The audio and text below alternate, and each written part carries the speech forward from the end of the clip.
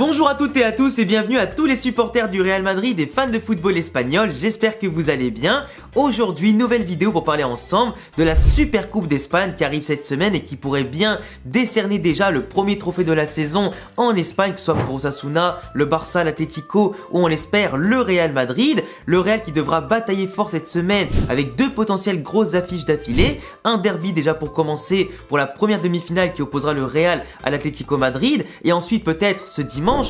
une finale elle est jouée contre en tout cas le Barça dans un Classico. Le Barça qui traverse pas la meilleure période de son histoire mais qui peut en tout cas par moment se sublimer, surtout dans les Classicos ils ont l'habitude de se sublimer. Mais globalement le Barça devra déjà batailler contre une très belle équipe d'Osasuna qui a été la belle surprise de la saison dernière, qui pourrait peut-être jouer les troubles fêtes dans cette Supercopa de España. Mais globalement le Real sait qu'il devra aller chercher dans ses ressources dès le mois de janvier, après les fêtes où historiquement c'est pas le meilleur mois pour le Real Madrid. Mais dans ce nouveau format de Supercoupe qui existe maintenant depuis 3-4 éditions, le Real Madrid en a quand même remporté 2. Donc aujourd'hui, aller en chercher une troisième, après la débâcle de l'an dernier en finale contre le Barça, ce serait quand même plutôt pas mal pour envoyer un très bon signal à la concurrence, dire qu'on est largement meilleur, aussi pour sublimer bien sûr notre début de saison qui est absolument magnifique avec très peu de choses à améliorer tellement on survole en général, en tout cas la Liga et aussi ce début de saison aussi en Ligue des Champions et globalement très peu d'erreurs qui ont été commises et qui nous permet de rêver pourquoi pas à un triplé en fin de saison. Et franchement cette Super Coupe d'Espagne c'est une belle opportunité pour montrer qu'on est les patrons, sublimer tout ce qu'on fait, récompenser un groupe qui est solidaire, qui est jeune, qui a eu beaucoup de blessures avec certains qui reviennent petit à petit, mais en tout cas un groupe qui mérite d'avoir du succès. Du coup dans cette vidéo on va analyser ensemble l'Atlético Madrid, leur composition, la compo du Real, les forces et faiblesses de l'adversaire, les clés du match et bien sûr le pronostic en fin de vidéo pour voir si oui ou non on passera en finale et potentiellement contre qui. Si vous aimez toujours ce genre de vidéo d'avant-match, n'hésitez pas à vous abonner les frérots, que vous soyez fan du Real, du Barça Atlético ou peu importe, si tu kiffes simplement le football qui est quand même notre passion commune, il y a tout ce qu'il faut sur la chaîne pour te divertir, du coup bienvenue à tous. Alors par rapport à la forme de l'Atlético Madrid, on rappelle que cette saison ils sont 5e de Liga pour l'instant à égalité avec l'Athletic Bilbao, ils ont fait aussi 38 points pris en 19 matchs avec 39 buts marqués, soit un but de moins que nous cette saison en Liga qui en avons marqué 40 et malgré leur forteresse soi-disant impénétrable sous Simeone, ils ont pris 23 buts, soit 12 buts de plus que nous en Liga qui pour l'instant battons vraiment nos registres à nous depuis ces dernières saisons, voire depuis bien longtemps.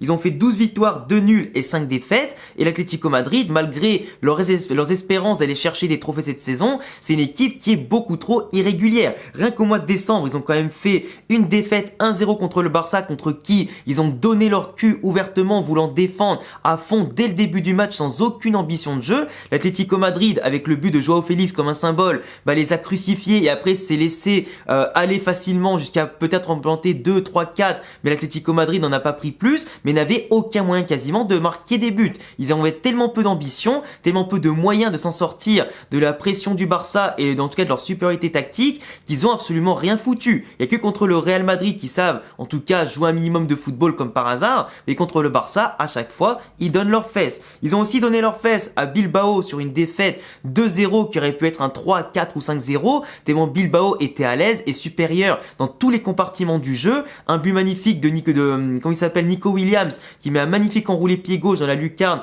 de Jan Oblak. Il y a de l'autre côté, il y avait aussi un but sur une erreur de concentration où sur un centre, le joueur de Bilbao était tout seul au second poteau pour crucifier Oblak. Mais globalement, l'Atlético Madrid avait laissé tellement d'espace sur les transitions entre les lignes, avait laissé tellement d'espace et d'opportunités à Bilbao que malgré une surprésence dans la surface, les mecs étaient toujours là pour en tout cas marquer, reprendre les ballons avant eux, les seconds ballons, et toujours une opportunité de tirer devant l'Atlético Madrid qui pourtant était regroupé. Et en plus l'Atlético Madrid n'a pas eu quasiment beaucoup d'occasions. On a aussi eu un match qui était impressionnant l'autre jour, c'était un 4-3 perdu contre Gérone, qui était pour moi sûrement le plus beau match de Liga cette saison, entre deux équipes qui ont été joueuses de part et d'autre. Gérone qui en première mi-temps en sort avec un 3-1, puis après derrière Atlético Madrid qui revient à 3-3 avec un triplé de Morata qui est littéralement en feu cette saison et qu'il faudra surveiller en tout cas, qui nous a déjà mis 2 buts cette saison au premier match de Liga dont on reparlera tout à l'heure. Mais globalement Gérone qui avait su surpasser l'Atlético Madrid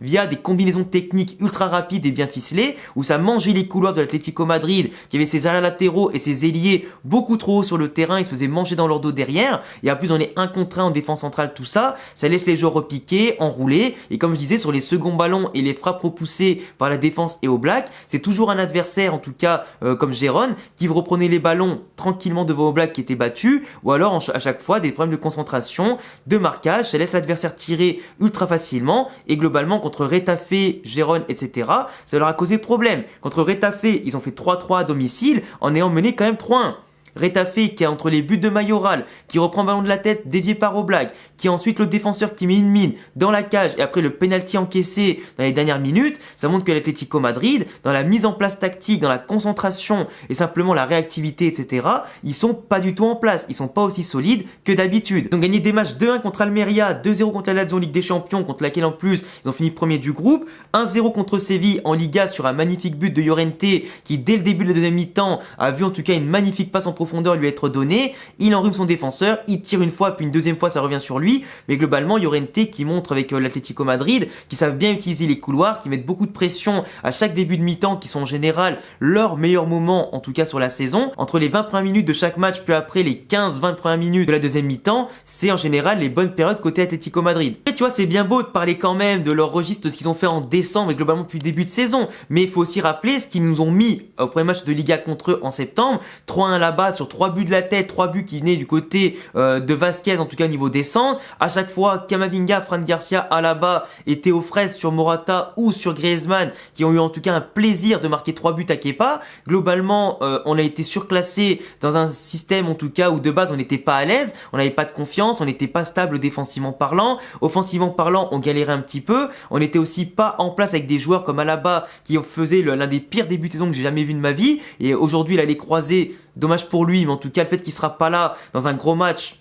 honnêtement ça me rassure un petit peu parce que tous les gros matchs il est passé au travers cette saison, mais globalement on était quand même sur un niveau, l'Atlético Madrid était plus en forme que nous physiquement, rentrait mieux dans ses matchs, était beaucoup plus impactant, et aujourd'hui en plus à l'époque il manquait Vinicius et d'autres joueurs en tout cas sur le terrain. Aujourd'hui on a des retours de blessures, on en a certes connu d'autres dans la saison, mais globalement les joueurs importants sont présents aujourd'hui, on a des joueurs qui ont retrouvé un niveau de confiance intéressant et impactant, et surtout le Real Madrid a aujourd'hui plus de concentration, de solidité, la meilleure défense de Liga, une équipe qui marque 3-4 buts par match, et surtout une confiance qui est bien meilleure que celle de l'Atlético Madrid, qui aujourd'hui est en train d'être sur la pente descendante. Aujourd'hui l'équipe la plus solide, c'est le Real, l'équipe la plus offensive, c'est le Real, l'équipe qui joue le mieux, c'est le Real, l'équipe qui a les joueurs les plus en confiance, c'est le Real, globalement. Même si Morata, Griezmann, De Paul par exemple, ou encore Samuel Eto'o sont absolument à surveiller côté Atlético Madrid, car c'est eux aujourd'hui les fers de lance de l'Atlético Madrid, plus Jiménez, bon qui est pas le top Jiménez qu'on connaît,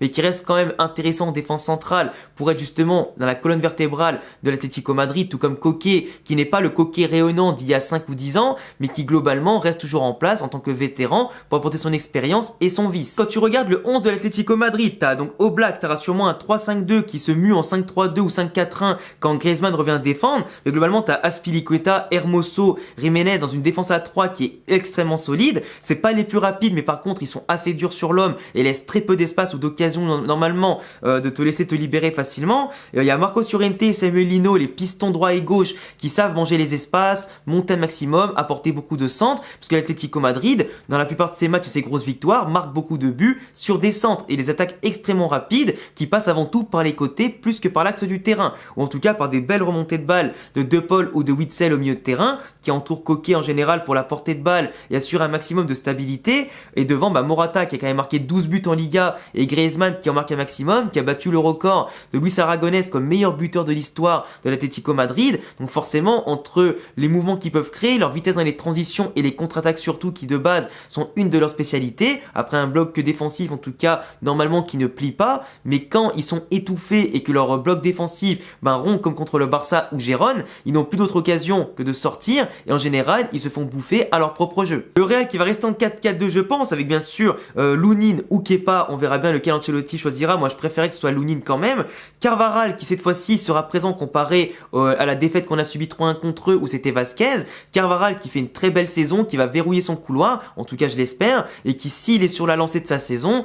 peut apporter beaucoup ses centres, son coffre et son volume de jeu qui apporte énormément de densité au jeu du Real Madrid et de solidité. En défense, Rudiger, Nacho bien entendu qui sont très bons tous les deux, surtout Rudiger pour porter tout ça et tenir en laisse Morata, Griezmann et les potentiels Correa ou Depay qui pourraient rentrer en cours de match. Mais globalement Nacho s'il fait un match solide, qui fait pas de boulettes comme il a fait là encore contre Arendina avec Fran Garcia ou encore sur les cartons rouges qu'il prend en ce moment, franchement ça peut être très solide. Camavinga, je l'ai mis arrière gauche parce que je pense pas que Fran Garcia par rapport à ses performances en ce moment, sera titulaire et Ferland Mendy revient de blessure, donc il sera trop juste. Donc à mon sens, Camavinga, qui revient lui aussi de blessure et qui a fait un très bon match au milieu de terrain contre Arandina, devrait normalement jouer arrière gauche pour apporter plus d'impact, verrouiller le couloir en tout cas, qui pourrait être impactant par rapport à Marco Llorente et d'autres joueurs qui peuvent se projeter sur le couloir et apporter cette remontée de balle, cette technique qui pourrait bien nous aider offensivement aussi parlant. On a Tchouaméni qui va retrouver après avoir dépanné dans l'axe, du coup son poste au milieu de terrain, qui va pouvoir accompagner Valverde et Toni Kroos.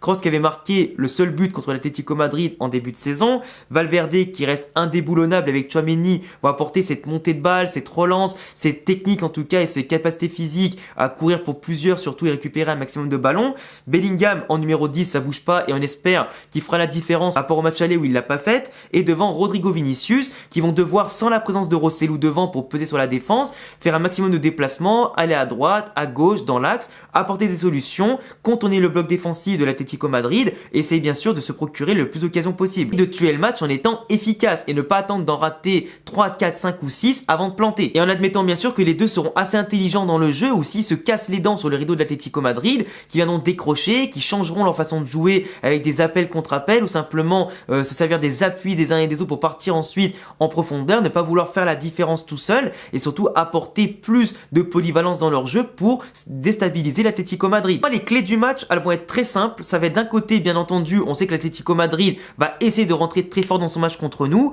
Pourquoi pas d'imposer une domination, mais si c'est nous qui contrôlons le ballon, ils vont reculer avec leur 5-3-2, 5-4-1 en défense avec leur double rideau et se projeter ensuite en compte assez rapidement sur les transitions et les longs ballons en laissant de jouer dans notre dos ou avec les centres après derrière comme ils savent très bien faire. Globalement, même si c'est ça leur point fort, aujourd'hui, en ayant un bloc beaucoup plus solide et concentré, on peut les étouffer dans la moitié de terrain. Profitez pourquoi pas des bons tireurs qu'on a s'il vous plaît pour tirer de loin, les pousser à sortir, marquer un but qui justement détruirait leur tactique de base comme l'a fait le Barça. Profitez de la bonne percussion de certains joueurs ou qui pourraient rentrer comme Brahim, comme pourquoi pas Arda Güler en deuxième moitié de match. On a des joueurs aussi qui peuvent faire la div sur des exploits individuels. Il faut s'en servir aussi. Contrôler le milieu de terrain et la possession, marquer dès qu'on peut et surtout empêcher leurs latéraux de faire ce qu'ils veulent. Les Samuel Lino, les Llorente, les Azpilicueta, etc. Ou le jeune Riquelme qui apporte en ce moment beaucoup de vivacité, beaucoup de créativité à l'Atlético Madrid et qui joue vraiment de plus en plus, qui est une belle surprise du côté Atlético Madrid et qui combine parfaitement chaque fois avec Griezmann qui vient justement chercher les ballons, qui vient organiser le jeu, qui vient semer un peu le bordel dans la défense ou le milieu de terrain des équipes adverses. Mais globalement aujourd'hui, il faut faire aussi attention à la profondeur de Morata qui certes est monsieur hors-jeu en général, mais qui en ce moment est tellement en confiance et aussi un peu chanceux parce qu'il part vraiment à chaque fois limite et en ce moment ça passe. Donc espérons que contre nous, il ait moins de chance qu'au match aller ou qu'en ce moment et qu'on arrivera à les tenir au milieu de terrain, les pousser à reculer, les pousser à partir de beaucoup plus loin, d'allonger le jeu justement pour qu'on puisse les contrer facilement et qu'on profitera simplement aussi du peu d'espace qu'ils nous laisseront et de peu d'opportunités peut-être qu'on aura. Mais ce qui est clair, c'est que si on met pas de vitesse dans le jeu, qu'on met pas de percussion, qu'on est mou, qu'on est trop prévisible, etc. Mais le match, les amis, il va être tellement long, et on sait très bien ce qui se passe quand le Real Madrid a du mal à marquer, on peut subir une petite erreur sur un contre ou un coup de pied arrêté qui sont pas nos points forts de base et ça serait en tout cas problématique. Il faut absolument qu'on ouvre le score, qu'on les pousse comme on l'a fait les saisons précédentes contre eux, à les faire sortir et les pousser justement à jouer contre nature et après c'est là où nous on sera le plus à même de les tuer. Mais si on subit l'ouverture du score, le match va être très très long, surtout si on prend pas de risque ou du moins surtout si on n'est pas créatif. Donc en tout cas cas, voilà les gars, c'est tout pour mon avis sur ce match-là. Quand même, j'espère que j'ai été assez complet. Pour moi, le pronostic, alors j'espère forcément que le Real va aller en finale. Mais honnêtement, je vois soit une victoire en prolongation, soit aller un 2-1 dans le temps réglementaire, mais je vois pas non plus un très très gros score dans ce match-là. Je pense qu'il va être assez fermé, et puis ouais, je pense que ça va être assez fermé. Vous me direz ce que vous en pensez en commentaire. N'hésitez pas à vous abonner, cocher la cloche, mettre le petit pouce bleu, ça me fait toujours plaisir. Et puis tous mes réseaux en description, et à bientôt les gars pour une prochaine vidéo. Ciao!